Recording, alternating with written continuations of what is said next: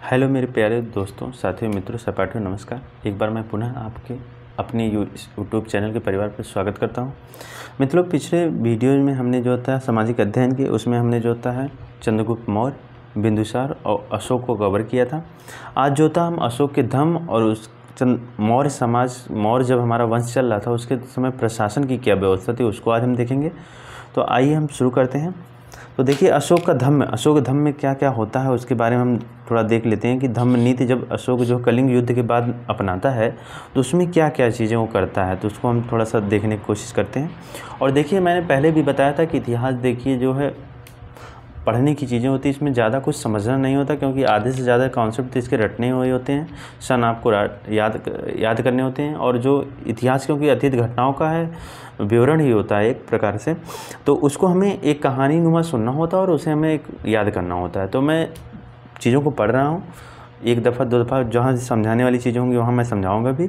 तो अगर आपको एक बार में चीज़ें नहीं याद हो रही तो वीडियो को फिर से आप जो है रिवाइज करके बार बार पुनः रिवाइज करके बार बार सुनेंगे तो आपकी ज़ुबान पे ये चीज़ें आ जाएंगी। और जब आपका पेपर होगा तो आप आसानी से इस कहानी को आप लिख सकते हैं और अच्छे नंबर से आप गेन करोगे। तो आइए शुरू करते हैं कि अशोक धम्म में क्या था। तो संसार के इतिहास में अशोक इसलिए प्रसिद्ध है क्योंकि उसने निरंतर मानव की नैतिक उन्नति के प्रयास किए। देखिए, जब कलिंग युद्ध के बाद उसका क्या होता है, हृदय परिवर्तन हो जाता है। जैसा कि हमने आपको पिछले वीडियोज़ में ही बताया था कि हृदय परिवर्तन हो जाता है तो वो मानव के नैतिक मूल्यों पे ही बहुत काम करता है। यानी वो धर्म की, मानव के कल्याण कैसे हो, धम्म की नीति अपनाने लगता है। तो मानव के कल्याण किस तरीके से हो सकता है उस काफ़ी प्रयास करता है उसको सुधारने का और करने का। तो देखिए, इन क्रियाओं और कलापों द्वारा नैतिक उन्नति संभव हो सके, अभिलेखों में उसे धम्म कहा। और यह संस्कृत में धर्म का ही प्राकृतिक रूप है। तो यानी जो धर्म होता है हमारा उसी का जो है धम्म एक प्राकृतिक रूप है उसका। क्योंकि देखिए, बौद्ध साहित्य जो प्राकृत भाषा में लिखी गई, अशोक जो है बौद्धों के समय के हैं, तो बौद्ध साहित्य जो हमारे ज़्यादातर प्राकृतिक भाषा में है, तो प्राकृतिक भाषा में ही हम धर्म को धम्म कहते हैं। ये चीज़ें आपको क्लियर हुआ। आगे देखिए, अपने क्या है दूसरे शिलालेख में, उन्होंने कई शिलालेख अभी हमें आपको नहीं पढ़ाए, हम पढ़ा देंगे। तो उसने जो है अपने दूसरे शिलालेख में वह स्वयं प्रश्न करता है कि धम्म क्या है। अपने दूसरे शिलालेख में वो खुद प्रश्न करता है कि धम्म क्या है, फिर उसमें डिफाइन भी करता है। तो इसका उत्तर वह जो था दूसरे और 7वें स्तंभ लेख में देता है कि धम्म क्या होता है, और मतलब उसको बताता है। तो देखिए, हम थोड़ा सा और धम्म के बारे में जानते हैं। धम्म क्या होता है, तो पाप से दूर रहना, लोगों का कल्याण करना, दान, दया, अहिंसा आदि ये सब धम्म हैं। वह आगे कहता है कि माता पिता की आज्ञा को मानना, गुरुओं का सम्मान करना, ब्राह्मणों के प्रति उचित व्यवहार करना, ये सब धम्म हैं। अपने 12वें शिलालेख में धम्म के साथ वृद्धि पर जोर देता है और तीसरे अभिलेख में वे धम्म में बाधक तत्वों की व्याख्या करता है। तो आपने देखा होगा कि देखिए उसने क्या किया, दूसरे जो दूसरा शिलालेख था उसमें धम्म क्या है वो तो पहले प्रश्न चिन्ह करता है, फिर दूसरे और 7वें स्तंभ लेख में वो उसके बारे में बताता है। फिर देखिए, पाप से दूर रहना, लोगों के प्रति, मतलब जितनी भी मानव की नैतिक चीज़ें होती हैं उसके बारे में वही हमारा धर्म है। इसके बाद उसने जो है तीसरे अभिलेख में धम्म में क्या क्या बाधक साबित हो सकती हैं उसके बारे में उल्लेख किया है। इसके बाद देखिए, बौद्ध साहित्य महावंश से पता चलता है कि अशोक प्रारंभ में ब्राह्मण धर्म का अनुयायी था। जब अशोक प्रारंभ में जो है ब्राह्मण धर्म का अनुयायी था, निग्रोध के प्रवचन, इसके बाद क्या होता है, प्रारंभ ब्राह्मण धर्म का अनुयायी था। एक दिन वह क्या करता है, अपने बड़े भाई का एक लड़का होता है, बड़ा भाई इसका सुमन होता है, उसका लड़का निग्रोध का प्रवचन सुनकर वह बौद्ध धर्म की ओर आकर्षित होता है और वह आगे चलकर एक उपगुप्त नामक बौद्ध भिक्षु से, यानी उपगुप्त से दीक्षा लेता है और वो बौद्ध धर्म को अपना लेता है अशोक। इतना क्लियर हुआ आपको। अब एक अन्य प्रसिद्ध जो होता है बौद्ध मौगलीपुत्र तीस्य, क्योंकि देखिए अशोक के बारे में आप पढ़ेंगे कि देखिए आप थोड़ा सा पिछले सेमेस्टर को याद करिए तो उसमें हमने जब बौद्ध धर्म पढ़ा था तो उसमें बौद्ध संगीतियाँ हुई थी, जिसमें हम 4 बौद्ध संगीतियाँ पढ़े थे। तो उसमें से जो तीसरी बौद्ध संगीत होती है वो अशोक के समय में हुई थी। और अशोक के समय में जो तीसरी बौद्ध संगत हुई थी, आप कमेंट बॉक्स में करके बताइएगा कि वो कहाँ पे हुई थी, पाटलिपुत्र में हुई थी, राजगीर में हुई थी या वैशाली में हुई थी। तो उसमें जो है तीसरी संगीत में वो जो हमारा अध्यक्ष होता है उस संगीत का, ये हमारा मोगलीपुत्र तिस्स ही होता है। तो आप कमेंट बॉक्स में बताइएगा कि वो हमारा तीसरी बौद्ध संगीत कहाँ पे मतलब हुई थी। तो मोगलीपुत्र तिस्स देखिए कहीं कहीं ये नाम लिखा हुआ मिलता है और कहीं कहीं जो है मोगलीपुत्र तिस्स ये मिलता है। तो आप दोनों नाम याद रखिएगा कि अध्यक्षता में पाटलिपुत्र तृतीय बौद्ध संगीत का आयोजन हुआ था। देखिए आपको, खैर आप कमेंट बॉक्स में लिख दीजिएगा। तो पाटलिपुत्र में देखिए हुआ था। तो देखिए पहला जो होता है राजगीर में होता है, दूसरा वैशाली में होता है और तीसरा पाटलिपुत्र में। यानी पहला जो होता हमारा वो अजातशत्रु, दूसरा कालाशोक, तीसरा अशोक के समय में हुआ था। तो तीसरा अशोक के समय में हुआ था, पाटलिपुत्र में हुआ था तृतीय बौद्ध संगीत, और उस अध्यक्ष उस समय मोगलीपुत्र तिस्स होते हैं, जिसमें अभिधम्म पिटक का संकलन भी किया जाता है। अभिधम्म पिटक क्या होता है? एक बौद्ध साहित्य तो है, बौद्ध धर्म की एक साहित्य है अभिधम्म पिटक। अब देखिए आगे और हम देखते हैं अशोक ने क्या किया। अपने पुत्र महेंद्र, उसका एक पुत्र हमने पिछली वीडियो में आप पढ़ाया था कि उसका एक पुत्र महेंद्र और उसकी एक पुत्री संघमित्रा होती है, इसको श्रीलंका भेजा। उस समय श्रीलंका के जो शासक थे तिस्स थे, तिस्स नाम था उसका। तिस्स ने अशोक के समान देवनाम प्रिय उपाधि धारण की। उसने भी देवनाम प्रिय उपाधि धारण किया था, जो श्रीलंका का राजा शासक था उस समय। अशोक का धम्म प्रजा के कल्याण के नैतिक नियमों का एक श्रृंखला है। मतलब देखिए वही मैंने कहा ना कि जो अशोक का धम्म जो नीति थी, धम्म मतलब धर्म नीति जो थी, उसमें जो प्रजा का कल्याण हम किस तरीके से कर सकते हैं कि मतलब कोई परेशानियों से ना गुजर रहा हो, तो वही हमारा धम्म है। और अशोक जो है एक नैतिक नियमों का जो श्रृंखला है वही उसका धम्म उसने बताया भी है।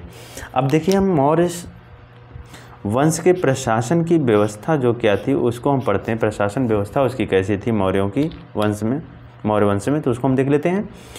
प्रशासन का केंद्र बिंदु राजा था। प्रशासन का केंद्र बिंदु राजा था, जिसकी सहायता के लिए एक मंत्री परिषद थी, जिसका चुनाव योग्य आमंत्रियों में से किया जाता था। इतना आपको समझ में आ गया कि देखिए जो प्रशासन का हेड हुआ करता था वो राजा हुआ करता था, और राजा की सहायता के लिए तमाम एक मंत्री परिषद होती थी और जिसका चुनाव आमंत्रियों में से ही किया जाता था। राजा की सहायता के लिए 18 तीर्थ थे और 26 अध्यक्ष थे। 18 तीर्थ और 26 अध्यक्ष थे। ठीक है, तो आज हम तीर्थों के बारे में जिक्र कर लेते हैं और अगले वीडियोज़ में हम जो है अध्यक्ष के बारे में जिक्र कर लेंगे और अन्य टॉपिक्स जो हमारी बच रहे हैं धीरे धीरे ऐसे हम करके पढ़ते रहेंगे। तो आइए हम जो 18 तीर्थ थे उसमें कौन कौन से थे आइए हम देख लेते हैं। तो देखिए 18 तीर्थ में जो पहला हमारा जो पद है तीर्थ का वो प्रधानमंत्री है। तो प्रधानमंत्री में जैसे राजा है, राजा का जो मेन मंत्री था वो प्रधानमंत्री। जैसे चंद्रगुप्त मौर्य जब राजा थे तो उनका प्रधानमंत्री चाणक्य थे। अब चंद्रगुप्त जब संलेखना के माध्यम से वहाँ पे चल जाते हैं श्रवण बेलगोला पे, और वहाँ पे वो जो है अपने शरीर को त्याग देते हैं, तो राजा बिंदुसार बनते हैं। तो कुछ दिन जो होते हैं चाणक्य जो होते हैं इनके प्रधानमंत्री होते हैं। इसके बाद खल्लाटक, इसका देखिए थोड़ा सा नाम उच्चारण में दिक्कत हो रही, खल्लाटक बनते हैं। यानी चाणक्य जब प्रधानमंत्री पद छोड़ देते हैं खल्लाटक बनते हैं, और अशोक के समय राधागुप्त होते हैं। तो आप तीनों राजाओं का अलग अलग तीनों प्रधानमंत्री याद कर लीजिएगा। हो सकता है एक नंबर में कभी पूछ लिया कि अशोक के समय जो था उनका प्रधानमंत्री कौन था, तो आपको बताना पड़ेगा कि अशोक के समय उनके प्रधानमंत्री राधागुप्त थे।